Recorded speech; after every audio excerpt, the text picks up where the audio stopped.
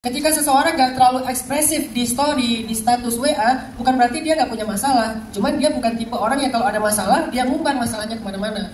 Sehingga supaya semua orang tahu. Ada dua kalimat yang ringan banget diucapkan dengan lisan, tapi sangat dicintai Allah yang Maha Rahman, dan sangat memberatkan timbangan nanti di hari mizan atau di hari hisab.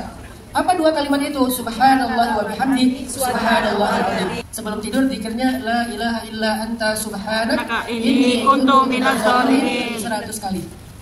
Kenapa zikir itu, Ustaz? Karena itu zikirnya Nabiullah Yunus alaihissalam. Tahu nggak apa yang terjadi ketika Nabi Yunus baca itu 100 kali? Arasy Allah berguncang. Bukan.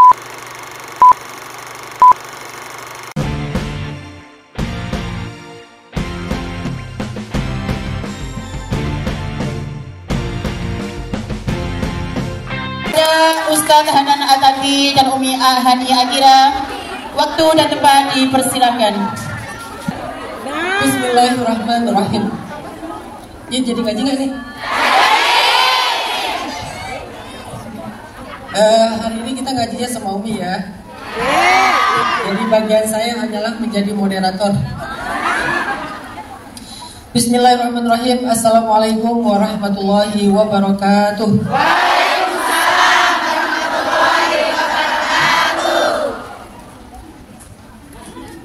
Ada aja bacanya ya. Menghalangi. Alhamdulillah wassalatu wassalamu ala Rasulillah. Alhamdulillahilladzi bi ni'matihi tatimmus shalihat wa bi fadlihi tatanazzalul khairat wal barakat wa bi taufiqihi tatahaqqaqul maqasid wal ghayat. Asyhadu an la ilaha illallah wahdahu la syarikalah wa asyhadu anna sayyidana Muhammadan abduhu wa rasuluhu alladzi la nabiyya ba'dah.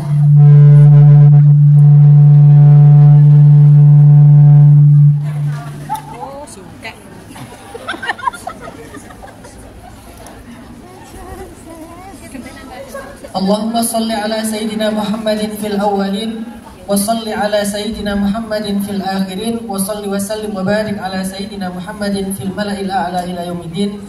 Rabbi shrah li sadri wa yassir li amri wa hlul 'uqdatan min lisani yafqahu qawli. Teman-teman, apa kabar semuanya? Tadi saya dengar satu doa dari Bunda Nuris, agak membuat saya sedikit horor ya. Doanya semoga selingkuh, gimana? Semoga suami yang selingkuh, gimana tadi itu? Sadar. Disadarkan. Semoga yang selingkuh disadarkan. Ini sebenarnya mendoakan orang lain atau diri sendiri? Enggak. Emang ada ya kayak gitu ya? Banyak ya? Banyak, Ustadz. Saya ingin mendoakan kalian semuanya semoga menjadi ahli surga. Amin. Bersama pasangannya masing-masing. Amin.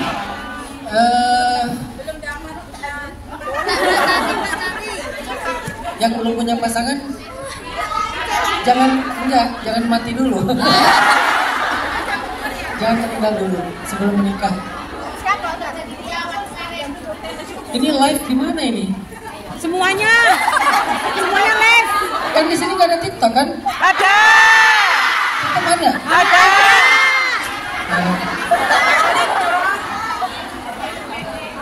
Oke, kalian boleh rekam, tapi syaratnya satu, pakai filter yang bagus. Alami. Pokoknya kalau filternya jelek nggak akan saya repost ya. Oke, teman-teman yang dirahmati Allah, pada siang hari ini kita ingin belajar. Kan tujuan kita datang ke sini untuk belajar, betul? Jadi yang paling penting bukan videonya, bukan selfie-nya, bukan update-nya, tapi ilmunya.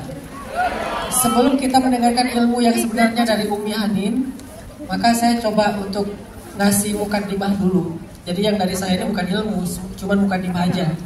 Nanti akan didalamkan lagi oleh Umi Hanin. Kita ingin belajar tentang gimana caranya mengetuk pintu mantan. Salah.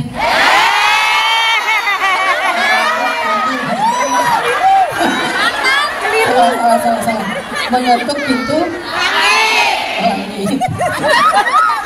seneng banget dengan bab-bab mantan ya. Mantannya Swati. Mantan terindah. Ih, cici. Hah? Mantan gak ada indah. Oh, mantan gak ada yang indah. Kalau indah Ya gak udah, jadi nggak usah mantan. ditutup, dikunci aja gembok. Gimana caranya mengetuk pintu langit? Apa arti mengetuk pintu langit? Mengetuk pintu langit itu artinya mengharapkan pertolongan secara ajaib, mengharapkan doanya mustajabah, mengharapkan datangnya kasih sayang Allah Subhanahu wa taala. Nah, itu arti dari mengetuk pintu langit. Sehingga siapa yang tahu cara mengetuk pintu langit? Karena ada orang yang ingin mengetuk tapi nggak tahu caranya, sehingga langit tidak terketuk. Siapa yang tahu cara mengetuk pintu langit? Sebetulnya hidupnya itu banyak kejutan dan banyak kemudahan. Bukan berarti nggak ada kesulitan, bukan berarti nggak ada musibah ya. Tapi ketika dikasih kesulitan, dia akan melihat banyak sekali keajaiban. Setiap dikasih ujian, dia akan melihat pertolongan yang luar biasa. Jadi bukan berarti orang yang tahu mengetuk pintu langit, dia nggak pernah mendapatkan ujian, musibah, ataupun hal-hal yang buruk. Tetap, cuman bedanya bagi mereka yang tahu cara mengetuk pintu langit, maka insya Allah setiap ujian itu justru di sana dia akan melihat keajaiban Allah. Dalam setiap musibah, dia akan melihat keagungan dari pertolongan Allah Subhanahu wa taala. Nah, kita pengen belajar pada siang hari ini gimana caranya mengetuk pintu langit. Terserah setelah diketuk itu kalian minta apa? Mau minta uang, materi, harta, jodoh, kesehatan, keluarga, atau masalah-masalah yang berat sekali untuk dijadikan sebagai jalan keluar. Yang penting tahu dulu gimana cara ngetuk pintu langitnya. Kalau mintanya gampang, semua kita bisa berdoa. Tapi apakah semua kita tahu gimana cara mengetuk pintu langit supaya terbuka baru kita minta sesuatu yang sesuai hajat kita? Nah, inilah yang kita pengen belajar, gimana caranya mengetuk pintu langit, atau dalam bahasa yang lain melihat keajaiban yang turun dari Allah Subhanahu wa taala. Amin. Ada 3 amalan yang diajarkan ulama kalau kita pengen mengetuk pintu langit. Amalan yang pertama, kata para ulama, belajarlah as-sana'u 'alallah. Belajar apa? As-sana'u 'alallah. Sana. Apa itu sana? Pakai sa ya, bukan sin. As-sana 'alallah. Apa itu as-sana? As-sana itu artinya memuji secara berulang-ulang. Karena sana akar katanya sama dengan isnain. Isnain itu artinya 2 atau diulang-ulang. Sehingga kata para ulama, as-sana itu artinya al-kalam al-jamil al-mukarrir. Ucapan yang baik, ucapan yang indah yang diulang-ulang. Itu namanya as-sana. Jadi kalau kita zikir kepada Allahnya itu nggak berulang-ulang, sesekali aja, maka kita belum mengetuk pintu langit. As-sana artinya memuji Allah secara berulang-ulang. Kata-kata berulang di sini artinya sebanyak-banyaknya. Kalau kalian pengen ada keajaiban ketika kalian punya masalah, maka jangan tunggu ada masalah baru zikir. Tapi jadilah seorang ahli zikir, sehingga ketika ada masalah, itu langit langsung terbuka untuk menolong kalian. Jadi ahlinya dulu. Dan untuk menjadi ahli, gak bisa cuma 100-200 kali zikir. Gak bisa sehari cuma seminggu atau sebulan. Harus menjadi ahli zikir dalam jumlah yang ribuan dan dalam waktu yang lama. Paling cepat berapa? 40 hari. Gak boleh kurang dari 40 hari. Kalau kita udah mendawamkan zikir yang banyak minimal 40 hari, baru nanti kita akan melihat keajaiban. Semua kita diuji. Saya juga pernah diuji dengan ujian yang berat. Ketika saya masih kecil, kemudian ketika kuliah, ketika awal berkeluarga, ketika awal tinggal di Bandung, selalu di setiap fase kehidupan itu ada ujian. Walaupun saya jarang curhat di sosmed. Gak mungkin juga saya curhat di sosmed, nanti viral di Lambe Syariah. Apa itu Lambe Syariah? Gosip sambil zikir. Astagfirullahaladzim, gak nyangka ya, subhanallah. Itu namanya Lambe Syariah, sambil zikir, sambil Saya nggak curhat di sosmed, bukan berarti hidup saya itu lempeng-lempeng aja. Ketika seseorang nggak terlalu ekspresif di story, di status WA, bukan berarti dia nggak punya masalah. Cuman dia bukan tipe orang yang kalau ada masalah, dia ngumbar masalahnya kemana-mana. Sehingga supaya semua orang tahu. Ada kemarin teman saya curhat di status WA tentang istrinya. Isi curhatnya gini, giliran orang lain aja didengar, suami sendiri nggak pernah didengar. Dia tulis itu ditaruh di status WA, jadi semua orang tahu kalau dia lagi masalah sama istri. Padahal sebetulnya setiap orang diuji, saya juga diuji, cuman nggak mau curhat di sosmed. Nah, apa yang paling penting dari ujian? Melihat keajaiban Allah, karena keajaiban biasanya datang melalui ujian, tidak melalui kemudahan. Kalau kalian pengen melihat keajaiban dalam segala urusan hidup, ajaib dalam rezeki. Arti ajaib, rezekinya itu berlimpah, rezekinya itu habis-habisan Allah berikan dalam jumlah yang banyak. Kalau kalian pengen lihat keajaiban dalam urusan jodoh, tiba-tiba dapat jodoh itu yang keren banget, soleh banget, good attitude banget, penyayang banget, bertanggung jawab banget, tajir. Saking tajirnya bisa ngasih mahar, kayak maharnya Sayyidah Khadijah. Berapa maharnya Sayyidah Khadijah? 100 ekor onta. Kalau 1 ekor onta 100 juta, berarti 10 miliar rupiah. Mau punya suami yang ngasih mahar 10 miliar? Itu namanya ajaib. Keajaiban dalam ujian. Jadi ajaib dalam jodoh itu ketemu kayak Nabi Muhammad yang tajir banget, soleh banget, dan good looking banget. Kalau ada cowok datang ke kalian serius, tanya, Mbak, saya pengen serius, boleh nggak di-spill maharnya kira-kira berapa? Bilang aja, nggak usah repot-repot Mas, samain aja sama Bunda Khadijah. 10 miliar, langsung dia mundur tidak teratur ya. Keajaiban dalam jodoh artinya punya pasangan yang luar biasa, di luar ekspektasi kita, sangat sempurna. Keajaiban dalam keluarga, dikasih keturunan soleh-solehah, pintar, berprestasi. Keajaiban dalam hidup, dikasih keberkahan, dikasih kesehatan. Semua tentang keajaiban itu tidak akan datang kecuali melalui kesulitan. Jadi kalau kita dapat kesulitan hidup sekarang, biasakanlah diri kita, karena itu adalah syarat untuk mendapatkan keajaiban. Kalau hidup kita lempeng-lempeng aja, nggak ada kesulitan, nggak ada hal yang bisa bikin kita menangis, maka kita nggak akan pernah melihat keajaiban. Tapi walaupun kita dikasih kesulitan, keajaiban itu nggak datang begitu aja, ada kuncinya. Nah, salah satu kuncinya adalah belajar as-sana'u 'ala Allah. Pas lagi diuji, saat itulah kita as-sana'u 'ala Allah lebih kencang lagi. Selama ini udah as-sana', udah rajin berzikir, makin diuji, makin berzikir, bukan malah berhenti. Ada banyak orang baru berhijrah, diuji, berhenti hijrahnya. Baru berhijab, berhenti, dibuka jilbabnya. Baru mulai sholat, diuji, berhenti sholatnya. Baru mulai berjilbab, diuji, berhenti jilbabnya. Baru mulai melakukan ibadah sunnah, tahajud, tilawah, puasa sunnah, diuji, berhenti semua ibadah sunnahnya. Maka dia nggak akan pernah ngelihat keajaiban. Justru harusnya ketika kita baru berhijrah, baru mulai sholat, baru mulai taat, diuji, harus makin taat lagi. Karena syarat untuk melihat keajaiban justru makin diuji, makin dekat kita kepada Allah. Makin diuji, makin habis-habisan kita beribadah. Maka saat itulah Allah akan menunjukkan keajaiban dalam hidup kita. Jangan berhenti. Kok Allah gitu ya? Setelah saya hijrah malah saya dikasih ujian yang berat sekali. Apa maunya Allah? Maunya Allah ngasih kita keajaiban, tapi syarat keajaiban itu adalah ujian. Jadi jangan sampai kita salah paham, ngerasa kayak Allah nggak terima hijrah kita, Allah nggak adil, Allah memperlakukan kita justru setelah kita benar malah diberikan hal-hal yang nggak layak. Nggak kayak gitu. Justru ketika Allah kasih kita ujian, itu artinya Allah setelahnya mau ngasih kita banyak kemudahan dan keajaiban. Fa inna ma'al usri yusra. Memang itu konsepnya, ada kata ma'anya, bersama. Jadi nggak akan dikasih yusra tanpa usrin. Dan gak ada usrin yang tidak ada yusra setelahnya. Kecuali bagi mereka yang berputus asa, baru dikasih ujian, langsung mereka patah semangat, menyerah, akhirnya gak pernah sempat melihat kemudahan-kemudahan. Kunci yang pertama untuk dapat keajaiban, kata ulama, adalah belajar sana. Belajar memuji Allah dalam hitungan yang banyak, dalam waktu yang lama. Zikir apa yang kalian dawamkan sehari-hari? Bawa ini kemana-mana. Tasbih digital.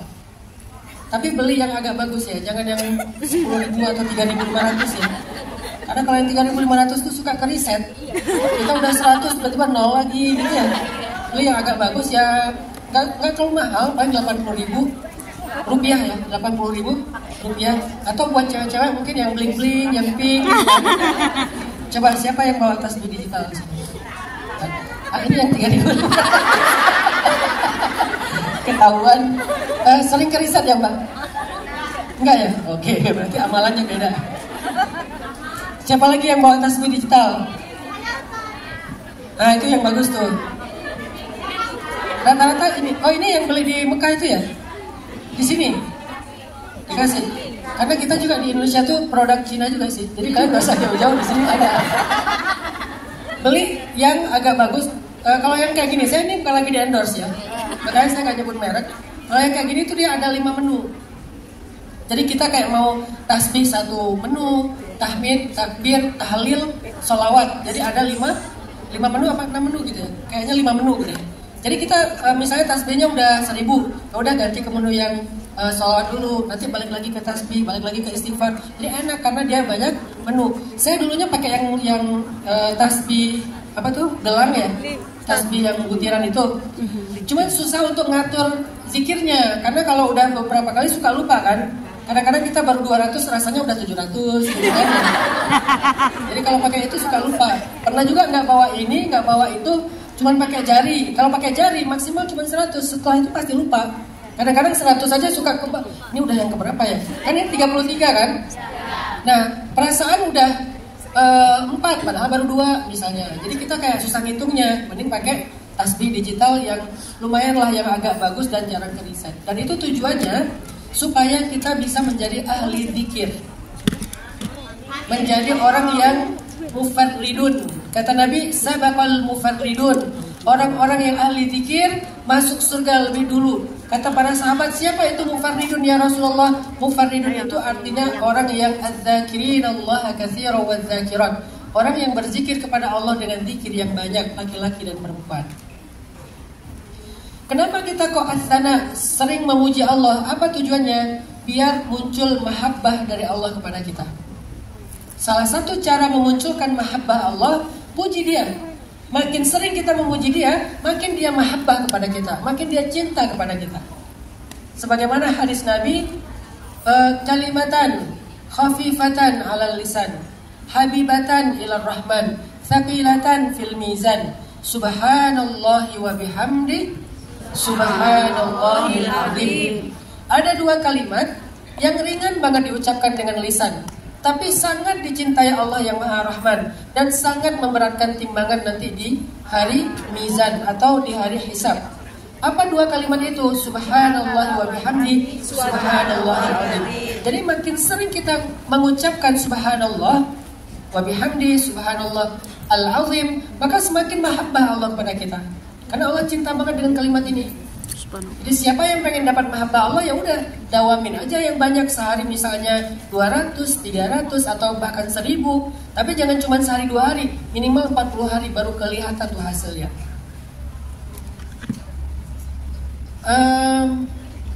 Apa yang terjadi kalau Allah udah cinta kepada hambanya? Kata para ulama dalam sebuah hadis, Nabi bersabda, Allah kalau cinta kepada seorang hamba, Allah akan panggil Jibril. Allah bilang kepada Jibril, ya Jibril, inni uhibbu fa ahibbu. Sesungguhnya aku mencintai fulan, maka cintailah dia. Maka Jibril pun mencintai orang itu. Kemudian Jibril akan berseru kepada penduduk langit, wahai para malaikat dan penduduk langit, sesungguhnya Allah mencintai fulan, maka cintailah dia. Maka seketika seluruh penduduk langit itu akan mencintai orang tersebut.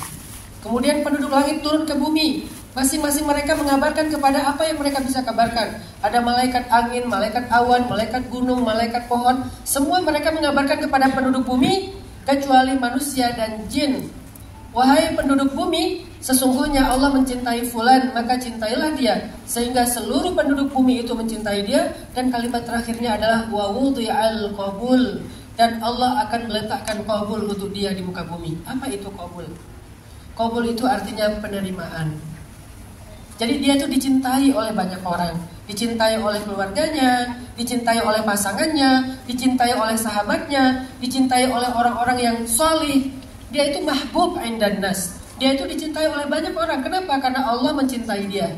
Dan kalau udah dicintai, segala kebaikan dan keajaiban hidup akan datang menghampirinya. Jadi kenapa kita sana? Kenapa kita memuji Allah? Karena kita ingin mendapatkan mahabbah Allah. Kalau sudah mendapatkan mahabbah Allah, udah menjadi waliullah, udah menjadi wali-walinya Allah, maka ketika kita angkat tangan, itu langit berguncang. Ketika kita menengadah, langit akan memperhatikan. Bahkan ketika kita membatin sekalipun, langit akan mengabulkan harapan-harapan kita. Yang pertama, as-sana. Coba dawamkan zikir. Zikir apa aja Ustaz? Bebas. Kalau saya pribadi punya zikir sesuai dengan waktu. Kalau malam hari, sebelum tidur zikirnya la ilaha illa anta subhanaka inni kuntu minadz dzalimin 100 kali. Kenapa zikir itu Ustaz? Karena itu zikirnya Nabiullah Yunus alaihissalam. Tahu nggak apa yang terjadi ketika Nabi Yunus baca itu 100 kali? Tidak jadi itu. Arasy Allah berguncang, bukan langit, arasy. Arasy berguncang, kemudian para malaikat pembawa arasy bertanya, "Ya Rabbi, suara siapa ini yang begitu indah?" Kata Allah, "Itu suara hambaku Yunus yang meminta ampun kepadaku." Kemudian para malaikat mengatakan, "Ya Allah, ampunilah dia, kasihan dia, ampunilah dia, kasihan dia." Sehingga Allah pun mengampuni Yunus dan mengasihani Yunus dengan keselamatan dan keberkahan dalam hidupnya. Lalu para sahabat bertanya ke Rasulullah, "Ya Rasulullah, apakah zikir itu hanya berlaku keajaibannya bagi Yunus?" Kata Nabi apa? Tidak, itu berlaku kepada Yunus dan juga kepada siapapun yang mengucapkan zikir yang sama seperti Yunus. Jadi siapa yang pengen mengguncang arasy, Allah kasihan sama dia, Allah berikan keajaiban seperti Nabi Yunus selamat dari perut ikan, maka bacalah setiap malam sebelum tidur, la ilaha illa anta subhanaka inni kuntu minadz dzalimin 100 kali minimal 40 malam. Bukan selama 40 malam, minimal 40 malam. Jadi kalau sebelum 40 malam, kita belum melihat keajaiban dalam hidup kita. Kalau satu malam absen, pulang lagi dari awal. Jangan pernah berhenti selama minimal 40 malam, baru nanti malam ke-41 atau hari berikutnya kita akan melihat keajaiban dari setiap harapan dan doa kita. Coba amalkan. Itu namanya sana. Ada lagi sana yang lain adalah zikirnya Sayyidah Fatimah. Ini buat teman-teman di sini cocok sekali. Yang sering ngerasa bosan, ngerasa capek, ngerasa banyak beban dengan pekerjaan. Karena Fatimah juga ngerasa hal yang sama. Jadi nggak apa-apa kalau kalian ngerasa capek, itu wajar. Nggak usah ngerasa takut untuk aduh aku nggak kuat lagi, aku capek, aku kayaknya bosan banget. Itu hal yang wajar. Berdamailah dengan itu. Fatimah pernah capek banget ngurus anak-anaknya di rumah. Terus dia datang ke Rasulullah minta pembantu, minta asisten rumah tangga. Terus Rasulullah bilang gini, "Wahai Fatimah, mau nggak aku berikan sesuatu yang lebih baik daripada asisten?" Apa itu ya Rasulullah? Kata Rasul, sebelum tidur ucapkanlah subhanallah 33 kali, alhamdulillah 33 kali, Allahu Akbar 33 kali, la ilaha illallah wahdahu la syarika lahul mulku wa lahul hamdu wa huwa ala kulli syai'in qadir 1 kali, dan membaca 3 surat terakhir Al-Qur'an 1 kali. Maka sesungguhnya itu lebih baik daripada asisten rumah tangga, kata Nabi. Maka sejak saat itu Sayyidah Fatimah mendawamkan zikir ini, dan sejak saat itu juga Sayyidah Fatimah tidak lagi merasa bosan dan lelah. Jadi semua teman-teman yang ada di Hong Kong kayaknya wajib punya zikir Fatimah namanya. Karena kan kita kerjaan kita lumayan berat kan? Ya. Berat sekali kan, dengan ujian yang juga kadang-kadang di luar nalar kita. Belum lagi menahan secara emosional, menahan kangen dengan keluarga, jauh dari orang tua. Bagi yang udah menikah kadang-kadang jauh dari pasangan dan anak-anak. Ini ujian ini hanya bisa diredam dengan zikirnya Fatimah.